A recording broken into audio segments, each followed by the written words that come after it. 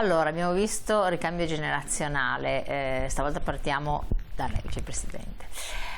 Guadagno, cioè quindi tanti investimenti, tanta fatica, tanto anche sacrificio, adesso leggo il messaggio, ma ci sono anche delle entrate che giustificano tutto questo, parlando in generale per quel che si aspettano i giovani. Questa è la domanda, leggo il messaggio. Ad oggi l'agricoltura non ha più quelle grandi esclusività, anche all'estero si trovano prodotti di altissima qualità e a prezzi anche più bassi dei nostri. Cari giovani, non pensate che siccome siamo in Italia i nostri prodotti siano migliori, questo è l'errore dei nostri genitori, scrive un telespettatore. Presidente, vuole rispondere o Vicepresidente? Diciamo che allora i costi sono altissimi perché non è un problema, diciamo, dell'azienda o nostro in sé dell'Italia, ecco. Diciamo sono costi anche per noi che sono aumentati, come possiamo il gasolio, i prodotti di alcuni trattamenti, di macchinari, di ammortizzare anche le spese che facciamo noi. I tassi magari per i prestiti sono aumentati, quindi noi dobbiamo vivere su qualcosa, quindi non possiamo che loro aumentano e noi restiamo sempre al prezzo, diciamo, iniziale, anche che sono andando in perdita. Quindi siamo costretti a aumentare il prezzo del nostro prodotto. Dopo c'è gente che apprezza che ok, il prodotto non sarà il nostro prodotto d'Italia non sarà primario, ma comunque abbiamo una bella qualità, soprattutto nella zona padovana. Anche i colli, voglio dire, hanno un esempio per la mia azienda, hanno una bella struttura del terreno per fare molta qualità e dobbiamo lavorarci, è quello che penso io. Comunque sì, il problema è che questo sono gli aumenti, insomma, di quelli sopra, impattano sui mercati. Sui mercati. Un altro messaggio che è arrivato: i vecchi agricoltori stringevano patti, accordi con una stretta di mano, volevo sapere se ancora oggi così. Cosa dice Vicepresidente? Diciamo è un po' più rara questa cosa, i vecchi patti di una volta sono proprio rimasti nel passato, adesso non si vedono più, ecco. C'è un modo di comportarsi diverso. Sì, c'è un modo. È più facile una carta scritta. È più sicura. È più sicura al giorno d'oggi. È più sicura, infatti. Allora, si guadagna in agricoltura? In agricoltura, diciamo, il guadagno non è sempre certo perché le spese sono tante e purtroppo a volte, come si è detto anche prima, ci sono magari delle rotture anche sui macchinari che non sono calcolate e quelle magari al posto di andare un in più vai magari un pareggio o magari a volte in perdita e non è un guadagno certo, diciamo, è sicuro. E allora, Presidente, come si concilia con le esigenze un po' dei giovani di avere anche una tranquillità economica, di poter avere anche del tempo libero, della qualità di vita che tanti giovani cercano, se c'è tanto impegno, tanta fatica, se ci sono anche queste difficoltà?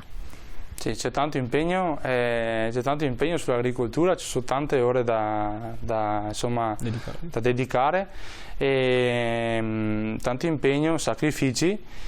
E tempo libero ce n'è poco, basta insomma organizzarsi sul lavoro, ecco, come giornate di piova sono tempi un po' liberi, se magari c'è da fare non so, in officina, cantina, pezzi, rotture, quello è il tempo libero se no si prende magari un giorno che logicamente bisogna anche un po' respirare, ecco.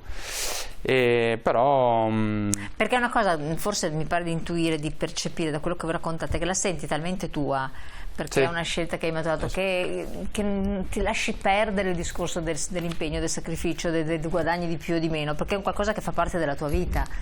Sì, fa parte della tua vita. Non sei dipendente di un'azienda, quindi ragioni diversamente. Lavori per te, diciamo, ecco, quindi lavori per te, quindi per vedere un futuro migliore. Per un futuro migliore, logicamente non bisogna lavorare per farsi caldo, come si dice, però insomma bisogna guardare anche un po' i guadagni e stare sempre attenti e migliorare, vedere se si può migliorare magari il prodotto per arrivare a un punto più alto, però insomma tante volte comunque non c'è un grandissimo guadagno su alcune tipologie, insomma, di raccolti. L'idea di destinare più terreni all'agricoltura può essere difficile, quindi si bisogna anche investire nell'acquisto per un giovane? Sì, diciamo non è semplice l'acquisto di un terreno perché è una spesa importante e non è facile, diciamo, arrivarci o entrarci, diciamo. E dopo fortunatamente ci sono per i giovani degli agevolamenti, anche dei mutui o cose un po' più agevolate fortunatamente, e quello dà un po' l'opportunità di accedere a qualcosa in più, diciamo, e riuscirci, o anche l'appoggio di genitori a volte aiuta molto. Infatti diventa fondamentale a questo punto, sì. Quindi riuscire a mantenersi nell'azienda, nella famiglia, insomma, Sì. con l'azienda agricola. Ci sono provvedimenti di legge che voi auspichiate passino? C'è una nuova legge sull'imprenditoria giovanile? Sì, ci sono delle nuove leggi che aiutano, diciamo, punta proprio sul accedere ai suoli, diciamo, di ingrandire la propria azienda, proprio grazie sia ai tassi più agevolati o anche, diciamo, da dei bandi che diciamo Che proprio nel puntare anche come il cambio generazionale, se mai un'azienda non ce l'ha, diciamo, aiuta le aziende quelle a fianco o vicine che magari, se vogliono ampliarsi, aiutano proprio nell'acquisto di aziende che magari possono proseguire aiutando anche quell'azienda magari a avere un futuro, diciamo, ecco. Certo, c'è una proposta di legge, di questa nuova legge quadro, dove sarebbe possibile finanziare con una defiscalizzazione, quindi vuol dire con meno tasse, costi sostenuti per la formazione, perché si dice che anche voi imprenditori agricoli giovani dovete avere cognizioni di finanza e di marketing, oltre che di tecnologia e di tanto altro, ancora anche saper fare gli opportuni investimenti. Può essere utile questo, oppure diventa un ulteriore peso, diciamo, per la vostra attività?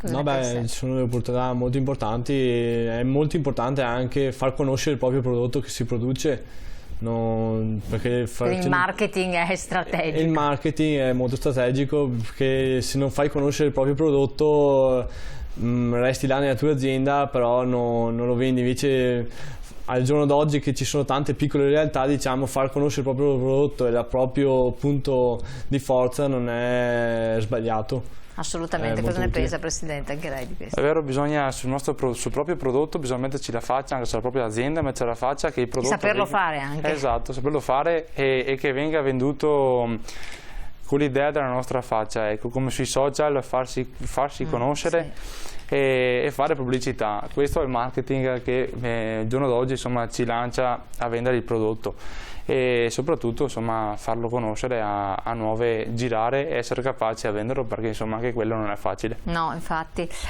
Se io chiedo a voi cos'è per un giovane agricoltore la sostenibilità ambientale, il rispetto dell'ambiente, tutte queste cose qui, essere imprenditori anche green, cosa ne dite? Sì, no, beh, la sostenibilità dell'ambiente è molto importante, e anche magari tipo le fasce tampone oppure mantenere le siepi aiutano molto la fauna, diciamo, un po' selvatica, tenerla sotto controllo però, perché a volte se non è tenuta sotto controllo magari può scappare di mano e diciamo può magari, al posto di attaccare un po' le culture, diciamo, ecco. Certo, già dicevi che prima, cioè, puntare alla qualità dei prodotti è importante, perché vedi che l'animale sta meglio, quindi già quella è un'attenzione all'ambiente sostanzialmente, perché il benessere animale è un passaggio ulteriore. L'agrovoltaico è fattibile, cioè quindi pannelli fotovoltaici che possono aiutare per risparmio energetico, dopo capire dove, come, quando, insomma, è tutto da discutere. Sì, no, beh, diciamo la parte di fotovoltaico è importante, logicamente pensata strategicamente su magari sui tetti degli allevamenti o di magazzini, al posto di andare magari sugli appezzamenti di campo e dopo non poterli più coltivare, quello ha meno senso, però puntare magari sui tetti di magazzini o di allevamenti, quello aiuta molto a livello economico, un risparmio, diciamo, a fine mese. Infatti anche quello, concorda, Presidente? Sì, soprattutto anche i pannelli, giustamente come ha detto Luca, in campo il campo è per sfruttare e per far uscire insomma la materia prima poi, quindi i nostri raccolti, e andiamo a lavorare soprattutto più su tetti, che è importante anche per l'azienda, anche per la base economica, perché magari nei momenti più caldi e dove c'è la luce del sole ci va a aiutare il corrente, dopo insomma